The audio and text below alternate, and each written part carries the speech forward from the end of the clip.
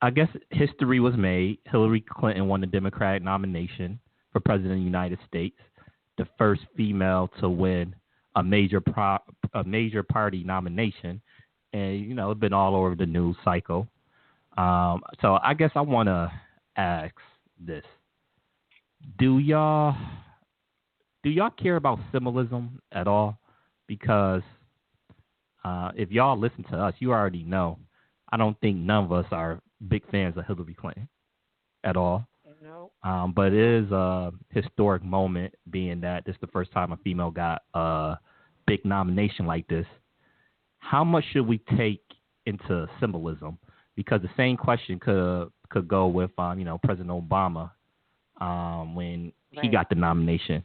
I'm not really me personally. I guess I'll start off. Me personally, symbolism is okay, but I'm more concerned about what the person do. Like, I really want to know what the policy is. I guess my whole problem right now with the media, that's why we got Always for Black, because the news media is just terrible. They not talking about any critical issues at all. They making this whole election around, okay, this historic nomination, a female is the nominee. She could be president of the United States. There's a possibility that Hillary Clinton might pick a female running mate as well, with Elizabeth Warren. I guess that's the rumor now. And she's supposed to be a little bit progressive because she's hired on Wall Street. But my thing is this: I don't know Elizabeth Warren views on race relations and what she'll do for the black community, because she actually never spoke about it. And that's what I'm always concerned. What they going to do about us? And besides that, as vice president of the United States really don't have that much power, to be honest, either. So I really don't Right. care who the running mate is. And we talked about why we don't like Hillary Clinton. Um, Crime bills, starting war. She was a terrible Secretary of State. Don't let nobody tell you differently. We have facts to back this up. She Haiti minimum wage was something around like 15 cents an hour. It they raised the minimum wage to 61 cents an hour. Hillary Clinton was the main part of getting that minimum wage taken back down for her corporate interests. So the minimum wage in Haiti was only 61 cents an hour. Hillary Clinton personally was involved of lowering that minimum wage. So it's crazy. She was supportive and responsible for the Honduras government being overthrown, the president of Honduras being overthrown with a coup. She was one of the main forces in invading Libya. I mean, just terrible, terrible, terrible. So I guess I'll start off as you first, Miss Baba. Do you take any pride of Hillary Clinton being the first female nominee of a major party, or just a woman being a nominee of a major party at all? That's a really convoluted question because for me, obviously, as a female, you do want to have, you want to see and witness, the first of things that have yet to come, unfortunately. But in her nomination, I'm not happy at all. I know that I've expressed my disdain for her several times, and I've been pretty open about it. And it's not because of it's just hard to answer that question because it's just like I wanted to be happy for her so bad and for the women's rights movement so bad, but I just can't because at the end of the day, I'm a whole lot of things, and I hold a whole lot of titles, but first and foremost, I will always and forever be first and foremost a black person, and if I feel that you are in some way, shape, and some way, shape, or form, going to use your power to do things that may put a damper on the progress that we've made, as a black, the whole African diaspora, I do not stand behind her. I do not stand for it. Forget the symbolism at this point, because it's really non-consequential for anything positive, I guess you could say. Like, I don't think it was a good look. I don't think it was a good move. I would have been much happier if it was another president, anyone aside from her, another female president, I should say, or nominee. Yeah. So yeah, I'm just gonna leave it at that. All right. How about you, Mikhail? Yeah, I mean, my sentiments is very similar to Ms. Baba. Outside of the, the woman part. The thing is, I mean, it's a step in the right direction for the white suffrage movement. The white female suffrage movement. It's a good step for them, and I'm sure she's going to try to galvanize momentum based on that. The issue becomes when black women tend to, in a vain manner, attach themselves to that movement. That's when it becomes a problem. Because from all aspects, anytime they make their progression in politics, society, socially, economically, black people are always left behind. Mm-hmm. So when you're looking at a Hillary Clinton, we ain't going to even talk about her husband's policies as far as the mass incarceration that was right in conjunction with privatized prisons being raised up in the 90s. We ain't going to talk about that. We ain't going to talk about her support of Margaret Sanger, who wanted to eliminate us with Planned Parenthood. We ain't going to talk about that type of stuff. Right. Because at the end of the day, we have to start to value our own selves as our own kind of nation and detach ourselves from these media-played momentum vain movements they want us to follow. Now, as far as the symbolism, I do understand the symbolism that was there with Obama, of course, the first black president. My sentiment on that was always that I just liked the look for our children on that. But believing that he would do anything outside of business as usual in politics, that was something I always believed. I never believed he was going to do anything more than what was going to be allowed to him. The sad part about it is as it pertains to politics, these are the games they continue to always play.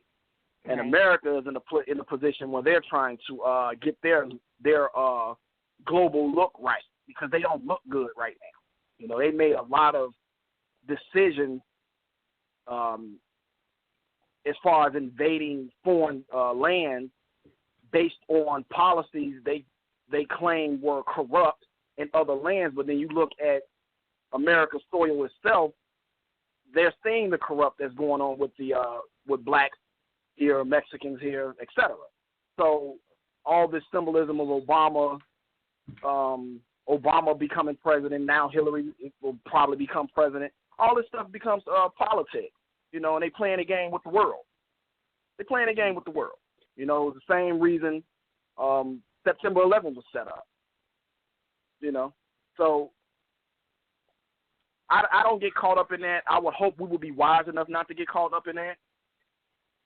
But, of course, because our leaders fail us and they do a poor job in informing us in politics, I'm talking about the church, of course, the church definitely, because the church used to be an institution where we could go to and sit and find out what was going on in politics and socially, what was going on. But now they in there just, hustling for breakthroughs and blessings. They not informing the people. Hillary can come in there and go get probably hooked up with Shirley Caesar or somebody, do a rendition of His Eyes Is on the Sparrow, and then she got all the black votes. Right. And so these are the things we have to become aware of, and that's why platforms like this become so much more important, because how else are we supposed to inform our people when we know on a mainstream level this is not something that they're going to concern themselves with? I saw an ad a promotional ad, where Shonda Rhimes, we all know she's a producer of the Channel 7 shows that come on Thursday, and she lined all the ladies up, all the main stars, ladies, to jump on Hillary's thing. And she used the woman symbolism to unite them. But I wasn't mad that she got the chick that plays on Grey's Anatomy. I was upset that she actually got Kerry Washington and Viola Davis to back this. And then Shonda Rhimes being a black woman. Again, I just wish they would share the same sentiment as our sisters to say, you know what, we're kind of black first. We know that our men went to jail because of her husband, which she was sitting there a part of that. Right. You know, we also know that Bill Clinton, as a governor of Mena, Arkansas, was a huge reason why drugs was being smuggled in through the airport in Mena, Arkansas, that distributed crack cocaine throughout the inner city. Again, she right there while all this is taking place. So, you know, do we just forget about all that, or we just say, oh, hell, you know, be happy that we just want to see the woman, a woman, any woman. You know, no, my symbolism was good for me when I seen black-ass Michelle Obama in there. That was good enough for me right there. First woman, and that was good enough for me. That's all the symbolism I need. All right. That's all I need right there. So I want to ask y'all. I just wanted to jump in and say real quick. Hold on. I just wanted to jump in and say that, you know, both of you guys made some really valid points. But for me, Hillary irks me to the core because time and time and again, she proves to be everything that she's like a walking contradictory. She'll do things and then say something completely different the next moment. And it's just constant. It's such a constant thing for her. Like, for instance, anytime she gets around black people, she does this thing where, and it's not only her, I think there's a lot of white people that do this. When they get around a black person, all of a sudden they switch the way that they talk, or, you know, they start using hand gestures, trying to, almost as if in a way to, like, mock us, you know? And right. I noticed that she uses these same type of antics also. So every time she gets in front of a black crowd and this is her trying to reach out to them, she's always bringing up the fact that she heard Martin Luther King Jr. speak and in person, and it was so empowering for her and all this other stuff, right? But meanwhile, and everyone's like, oh, my God, you know, just soaking it in and eating it up. But a lot of people didn't know that she was a Goldwater girl at the time. Mm-hmm. You know? So, and then also, recently you saw her on Ellen. I said this a couple times already. You saw her on Ellen doing the Whip the Nene. And then she did a interview. I can't remember who the interview was with, but she was in she did like a tour, and she was just going to different communities in New York City. And she stopped at one place, and one of the questions they asked her during the interview was, what does she carry in her bag, like her purse? And she said hot sauce. Oh, that was on the Breakfast Club interview. Yes, that was okay. on the Breakfast Club interview. Yeah. I thought it was, but I wasn't entirely sure. But it's like things like that really irk me. Like, why do you continue to try to play to what you think we want you to hear? And I know that that's what all politicians do, but for her especially, it grinds my gears. It irks me. I cannot stand it because of the fact that I know she's really a walking contradiction. I wanted to ask y'all this question. So, none of us are fans of Hillary Clinton. None of us are fans of Donald Trump. So, are you going to vote this November? What you going to do about that? I'll go to you first, Ms. Baba. Yes, because I feel like if I don't go out and vote, then I'm just leaving it up to the powers that be, I guess. And I don't even know. It's sad to say I don't even know how much importance my vote has, but I'd rather do it and not be sure than not do it at all. You know, so I still think it's important to vote, especially after everything that that those that came before us has fought for our right to vote. So I'm going to go ahead and exercise that. It sucks because I feel like I'm just I'm just choosing from like worse and worser. Like is the options are not good at all. But obviously I would, as always, which we typically tend to do, is vote for the Democratic candidate because we feel like they'll be somehow more so on our side. But in this particular election, I for damn sure will never vote for Donald Trump because Donald Trump, he's on a whole nother level on his own. Like it's to the point like this, like, and I honestly feel this way. Like if I know that someone is a Donald Trump supporter, that makes it very clear and very evident, no questions asked, that you deep down inside do not like me. Like you hate me. So I do not support Donald Trump just because of that alone. You hate me and my people, so no. And I don't think Hillary is really too much better, but I mean, what you mean, sis? What you mean, sis? Ain't you his African American? You're not great. You're not his African. Okay. Please, I'll be damned. You're not his African American? I'll be damned. Yeah, did you see that video? Yeah, that was horrible. That was really horrible. I can't even take politics serious, especially after this circus. Like I can't. Like it frustrates me to my core. I cannot. I really can't. So, Mikael, same question for you. Are you going to vote this November? I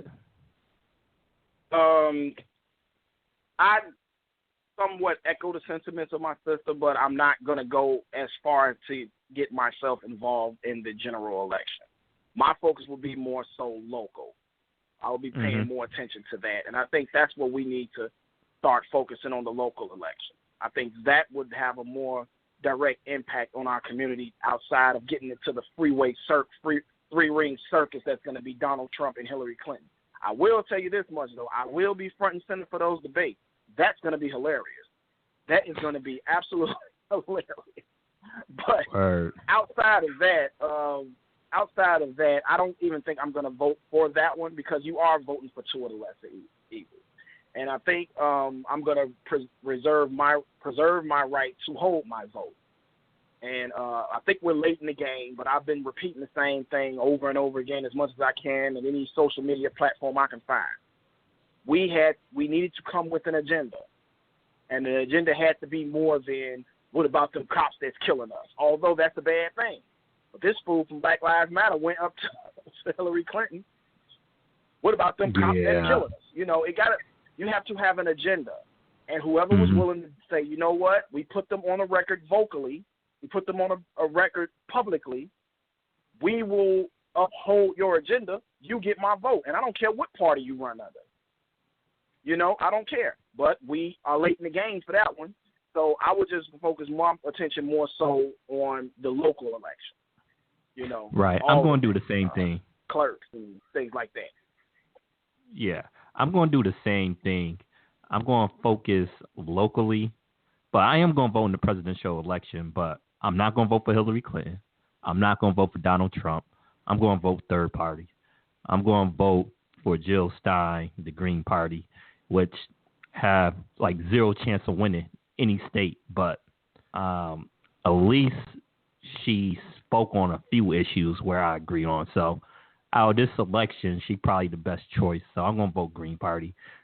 So I know some people think that's basically not voting at all, but it is. It's a vote saying that I don't like the choices that the Democrats or Republicans gave us. So I refuse to vote for Hillary Clinton. I refuse to vote for Donald Trump. I really do. And what Mikael said is true. We definitely need to concentrate on local elections. We need to concentrate on judges because, like, I keep hitting home this point. I'm going to keep hitting on this point until people start to get it. These positions are important. They are very important. Like, y'all heard about that that Brock Turner case, the kid that was at Stanford that raped that girl behind the garbage can that was behind the dumpster. The woman was unconscious, and it was supposed to be. It could have got 14 years. The prosecutors only was going to charge him 8 years, and the judge only sentenced him to 6 months. he probably going to end up serving only 3 months in prison, most likely. That's so and like, sick. So sick. And like, this is the stuff we talking about right there, that privilege, and a lot of it is because of who you have in office.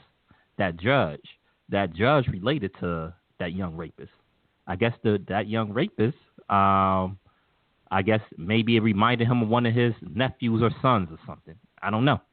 But that's the stuff we talk about with our legal system. And that's where Brother Mikhail is correct, too. We got to have an agenda more than just saying, stop hurting us. You know, we got to come with concrete proposals. Like, okay, are you down with this or are you not? Simple as that. And if you're not down with this, you can't have my support. Simple as that. But yes, we got to concentrate on judges. We got to concentrate on who's being elected as a DA. Like in Baltimore, when those 6 cops got put on trial. Why? Because Marilyn Mosby was in office. It was a DA favorable to our cause. Who knows if they're going to get convicted? It's looking like they might not, but still, most of these situations, they don't even get brought on charges. So these positions are important, and we don't think about these positions enough. Also, who your governor is, who your state senators are, that have a lot of effect on your local economy. The district attorney, yeah. District attorney as well, exactly. These have direct effect on you locally. State senators, like how much money your particular city or wherever area you in going to get from your particular state. Like who your state senators, who your state senate representative. That's very important because those are people that bring the money back to your area. And those are people we need to put pressure on to bring that money back to our communities. Because a lot of times it doesn't go to our communities. Or if it does, it's like maybe once in a while they might do some road work, maybe. But that's where we have to have an agenda. Be like, okay, go to that state senator. Be like, this is what we need in our area, you know? So, yes, vote. I'm not with that no voting thing, not at all, because voting is very important, but we just got to be educated on how to vote. And sometimes we get too caught up in this theater. I could tell already, this presidential election is nothing but theater. We need to be focused on the real issues. And the real issues is, okay, how are we going to get economic power into our communities? How are we going to protect our communities? What are we going to do about the relationship between police officers and the relationship to the community? And again, too, who the mayor, who your city council, because whoever your mayor is, pick the police commissioner. Very important positions, you know, because that comes from the executive branch of the city. All of this, man. So this is very important. So I want people to go out there and vote, but don't just vote down the line, because what we do too often, we just vote down the line Democrat. That's not going to work. Yep. We need to get involved in the process earlier. Get involved in the primaries. You know, that's what we need to start doing. Go start going to some of these meetings. So see who these candidates are. And if you can, maybe a lot of us need to start running too. We need to get our own individual parties together. I don't know if we can run it inside the Democratic Party, be an insurgent inside the Democratic Party, or just create our own separate party. But our issues need to be addressed, and they are not addressing it in a significant way. So this got to change, and I'm going to stop talking about it. I want to be about that action. I'm going to do everything I can to educate people on these issues and get involved in the streets myself. So I'm not going to just keep talking about issues. It's time to do. And that's for all of us. We got to stop just talking about it and do some type of actions. So I'm going to leave it there with the political discussion. Ms. Bobby, you got anything else you want to add before we move on? Lastly, I was just going to say that you brought up a valid point. I wonder how many people feel or hold this sentiment that let me go ahead and vote for a Republican or a Democrat only because they don't feel that the third party has any chance. Like if most people who held that sentiment actually voted for that third party, like, you know what I mean? Like, that may change things. That would really change things. It and would, I think it would actually help. Definitely. But it's barriers to that too because most people are not really that into politics, and I understand why. Because most of the time, politics haven't brought about the results that they would like. So, and they make it very hard for third parties to run. Right now, I don't really agree with the Libertarian Party at all because most of them are against the Civil Rights Act. So I don't agree with the Libertarian Party. But right now, Gary Johnson, who is the Libertarian Party nominee for President of the United States, right now he's polling at 12%, which is a lot for a third party. But to even be involved in debates, you have to have 15%, which is kind of hard because like third parties don't have that corporate funding that the Democrats and Republicans have. So they put barriers like that to even be involved in debates. It's hard for third party nominees to get on all 50 ballots, all 50 state ballots, because you have to get a certain amount of signatures, and then in some of these states you have to poll a certain amount. There was a person on the Democratic side that was trying to run for president on the Democratic side, the primary. He polled at 1% in the poll. That was supposed to be the barrier. But what they did is the corporate media stopped including him in the polls. So therefore they knocked him out. There's a lot of little things they could do to basically knock out third parties or insurgent candidates. So that's why it's very hard for them to get any type of traction unless you have a lot of money. Like Ross Perot, he was a billionaire. So he was able to get like 18 or 19% of the vote just because he had billions of dollars and he can buy his way into some of this stuff. Unless you got a lot of money at the presidential level, it's going to be very hard for any third party to make a dent unless we start educating ourselves, which can happen, but you know, you're still going to run across certain barriers. So I'll give you one little example too. Like, I'm not in love with Bernie Sanders like a lot of people are, like, because you know, he still, to me, is not comfortable answering issues when it comes to the black. I like some of the stuff he say. I think he would have been a better option than Hillary Clinton, but I didn't like his answer on reparations at all. And that never sat right with me.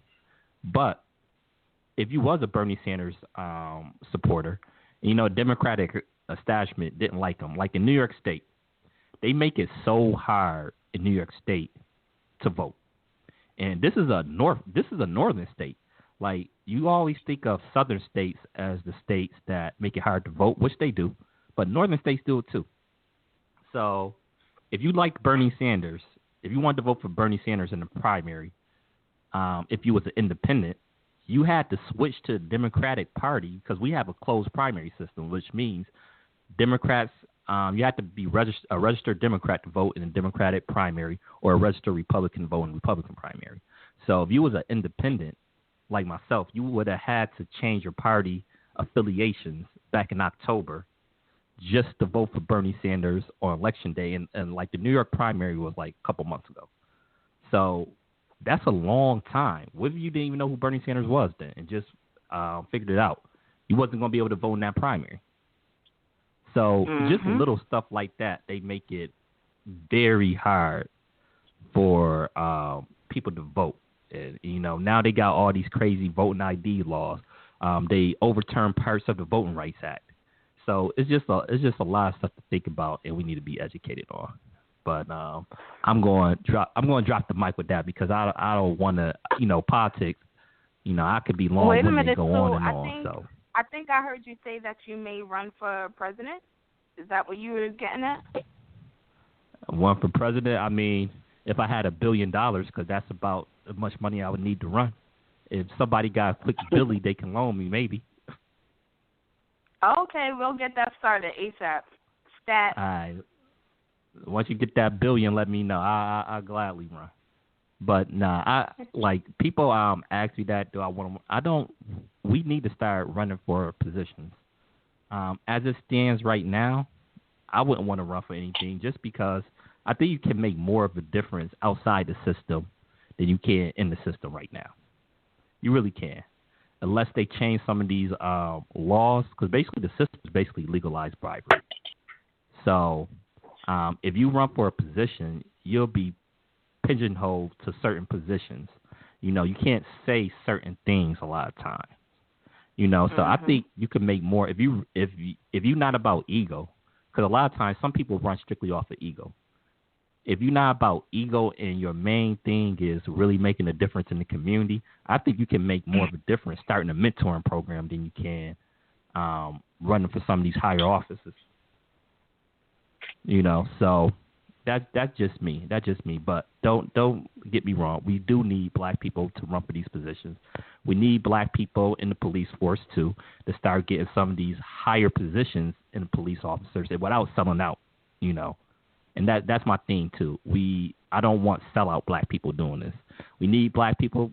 We actually do need black people in the military too. I think that whole higher position, generals, which is a very political position, because I want people that think like us in those rooms talking to these people like, no, this is not a good idea. If you think everything is on the up and up anyway, but that's a different story for another time. So right.